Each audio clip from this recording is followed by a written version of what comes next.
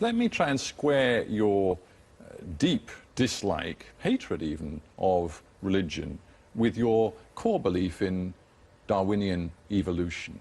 Because as I understand your worldview, you believe in evolution driven by a selfish gene, and that in the end, this sort of selfish gene does not produce things by accident. You know, there is a grand design to the universe that we see around us. Now, and that applies to human actions, it applies to ideas, as I understand it, as well as to the physical world. And if all of that is true, then how come so many billions of people on this planet do find meaning in religion if it is of no evolutionary purpose? I don't think I ever said that religion was of no evolutionary purpose. I mean, in fact, certainly not. I think that religion, being more or less a human universal in the sense that all human cultures have had it, not every individual, but all cultures have had it, I think any Darwinian has got to say that it is in some sense a product of our brains, which are produced by Darwinian natural selection. Our brains are in some sense predisposed to be religious. I'm sure that's true. But of course that doesn't make it true. I mean, and if that is true, that our brains are predisposed to be religious, surely there's utility in it.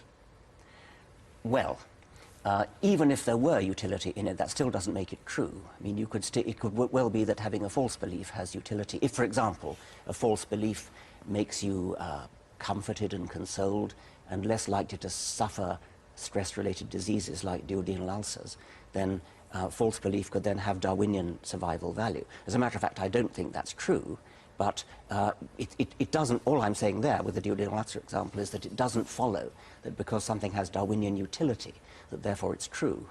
A false belief can have utility. In the end, aren't we all struggling to define meaning in life and in the universe as we know it?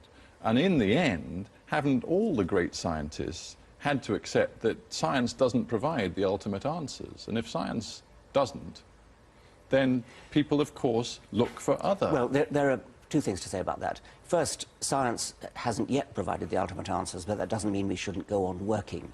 I mean, science has had a pretty good track record of getting closer and closer to ultimate answers. Let me stop you there, because it's fascinating. That's where you have a belief. You have faith. Your faith is in science. Your faith is in the idea that science will ultimately provide the answer to everything. I was about to say that it's quite likely that there are some questions that science will never be able to answer. For example, science may never be able to answer where did the laws of physics come from in the first place, something of that sort. Now, the second thing I was going to go on to say is that if science can't answer such a question, people may then seek answers elsewhere. But it would be wholly illogical to say that because science can't answer the question, therefore religion can, any more than witches and wizards and warlocks can. Well, I understand that point, but wouldn't it be equally wrong and perhaps very arrogant to say that religion is definitely the wrong answer? No, it wouldn't. I mean, I wouldn't say that, but I would put it on a par with... Well, you pretty much have said that. Okay, a million other, I was about to say, put it on a par with a million other belief systems. The belief system of the Azandi, the belief system of the Navajo, the belief system of every Aboriginal tribe. These are all different. There's no particular reason to privilege the Judeo-Christian Muslim kind of religion over any of those. So they're all on a par. And none of those has ever had any success in the past in uncovering truths about the universe. Science has. I mean, has it, over the years, given you pause that Einstein, for example, did in the end talk about God? Even Stephen Hawking, more recently, when he was striving to explain the universal answer, referred to God. They use the word God, but it's perfectly clear that neither Einstein nor well, Hawking is still alive, so you can ask him. But Einstein, you can't ask. But if you actually read Einstein, it's perfectly clear that he was using God as a kind of metaphor for that which we don't understand. So when Einstein said God does not play dice, that was his way of saying that he disagreed with Heisenberg's indeterminacy principle. When Einstein said, did God have a choice in how the universe should be? What he meant was, is there only one kind of universe, or could you imagine a different kind of universe? It was Einstein's poetic way of doing it. So it was nothing more than poetry? Nothing. I just want to end by asking you this. If you lost your faith in the universality of science and what science can achieve, is it ever possible that you might turn to God?